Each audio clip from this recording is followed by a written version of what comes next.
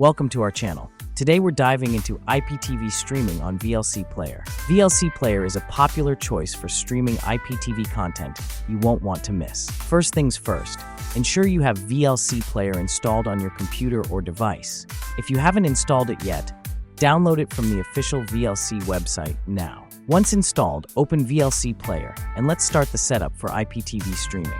Next, click on Media in the upper left corner of the VLC interface. From the drop-down menu, select Open Network Stream to add your IPTV link. Here, you'll see a box asking for a URL. This is the key step. Enter your IPTV link in the URL box. This is crucial for streaming. After entering the URL, click on the play button to start streaming.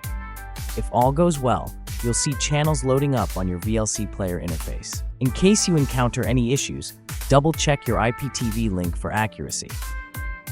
Another option is checking your internet connection to ensure it works perfectly. Now, let's talk about how to choose the best IPTV provider for your needs.